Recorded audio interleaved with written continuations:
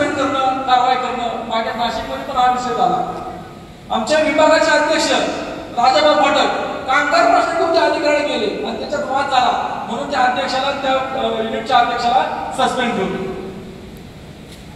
कुठल्याही नियमात नाही. मी अधिकाऱ्याशी बोललो, अधिकाऱ्याची उर्मट भाषा, ज्या तामणकर मॅडम होत्या त्यावेळेस त्यांना निर्णयाची क्षमता नाही. ते म्हणजे निलंबन करायलाच लागते, कोणत्या परिपत्रही करायला लागते. त्यांनी काय ऐकलं नाही, निलंबन केलं. मी व्यंकटेश भाऊंना त्याबाबत सांगितलं, भाऊ तुम्हाला यात लक्ष घालावं लागतं. आणि व्यंकटेश भाऊने ते त्यांची पूर्ण टीम घेऊन एकदा त्या बसले त्या विभागीय कार्यालयामध्ये आणि ते निलंबन रद्द करून टाकलं.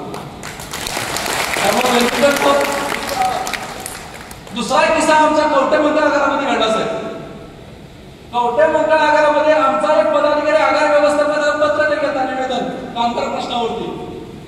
तर त्या महिलेनं डेप्युटेशनने सांगितलं की तुम्ही सेवाशक्ती पत्र घेत नाही म्हणून त्या महिलेने पत्र नाकारलं. पत्र नाकारलं, त्याच्यात थोडा शाब्दिक वाद झाला. त्यानंतर मी वरिष्ठांना फोन करून त्यांना ते पत्र स्वीकारायला विषय तिथंच मिटला. पण त्या डेप्युटेशनला राग होता सेवाशक्तीचा, कारण की मग सदाभाऊ म्हणल्याप्रमाणे कवठे मंगळ आगारातून 14 लाखाचा स्पेअर पार्ट चोरीचा जो प्लॅन होता त्यात तो थोडाफार सक्सेस झाला, पण तो आम्ही हाणून पाडला आणि तो पकडून दिला.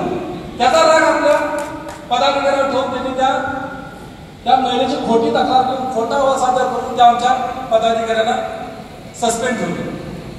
त्याबाबत मी विभागाधिकाऱ्याशी बोललो, कामगार अधिकाऱ्याशी बोललो, तर ते फक्त सांगतो करतो एवढंच झालं. पण त्यांनी काय ऐकलं नाही. ते निलंबनावर कोणताही त्यांनी निर्णय घेतला नाही. ज्या पदाधिकाऱ्यांनी निलंबन झालं त्याच्या पूर्ण सर्व्हिसमध्ये ते कागद त्याला मिळालं नाही. कधी कुठली त्याची तक्रार नाही, काही नाही. आणि महिलेची तक्रार आणि निलंबन तो गेला मानसिक तणावाखाली. मानसिकता गेल्यानंतर तो घरात निघून गेला, तो जीवन देतो म्हणून घरातल्या टेन्शन मध्ये मला फोन केला.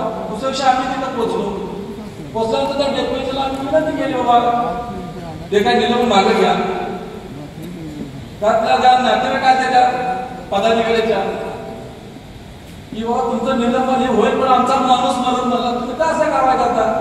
डेप्युटीच्या मधून तुम्ही याला तर नाही ना, मेल्यावर बघू ही मंजुरी आहे अधिकाऱ्यांची. काय केलं पाहिजे आम्ही सांगा.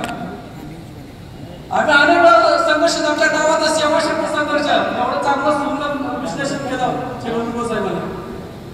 आमच्या नावातच आहे संघर्ष. आज आम्ही लढाई काय आतापर्यंत 7 ते 8 आंदोलन केलं. ज्या दिवशी आहे पडळकर साहेब म्हणणं असतं की बाबा खाऊन आंदोलन करा, संघर्ष करा, मी तुमच्या पाठीशी. पण आता साहेबांनी बाहेर दिली की इथं पण आपल्याला संघर्ष करावा लागणार नाही. तर मी काय तुमचा जास्त वेळ घेणार नाही. आजच्या आपल्या कार्यक्रमाला अध्यक्ष म्हणून आपल्याला आदरणीय मंत्री छगन भुजबळ साहेब हे उपस्थित होते. तर सेवाशक्ती संघर्ष एसटी कर्मचारी संघ महाराष्ट्राच्या वतीनं त्यांचे आभार मानतो. प्रमुख उपस्थिती म्हणून मंत्री माननीय गिरीजी महाजन साहेब ते या ठिकाणी उपस्थित राहिले, त्यांचे या ठिकाणी आभार मानतो. तसेच आमदार माननीय देवेंद्र फडणवीस मॅडम काही या ठिकाणी उपस्थित राहिल्या, त्यांचे मी आभार मानतो. तेव्हा त्या हमल्यामध्ये शासनाची 4 बोटं छटली गेली. त्यावेळेस त्यांनी सांगितलं की शिवाजी महाराज बॉर्डर बोटं छटली तिथं ते संपलं. ते जर मुंडीचे जर विचार करत बसले असते तर ते काय कोणत्या फळाला गेलं असतं. शिवाजी महाराज 4 बोटाचं समाधानी होत असतील पण तुम्ही आम्ही का नाही होत. जे मिळतंय ते घ्या आणि राहिलेल्यासाठी संघर्ष करा असं आम्हाला प्रत्येक मोहराचं मार्गदर्शन करणारे आमचे सदाभाऊ खोत साहेब त्यांचेही आभार मानतो. आणि एसटी कर्मचाऱ्याच्या नशिबाने नाही पण एसटी कर्मचाऱ्याच्या कुटुंबाच्या नशिबाने आपल्या एसटी कर्मचाऱ्याला एक नेतृत्व मिळाले, ते म्हणजे माननीय आमदार गोपीचंद पडळकर साहेब. आपल्यासोबत असतात. प्रत्येक गोष्ट साहेबांना जाते आणि साहेब संबंधितांना एकत्र.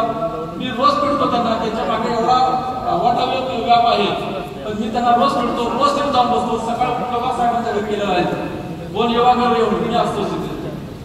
तर साहेब पण प्रत्येक मदत करतात आणि त्यांचं जे पण त्यांना आता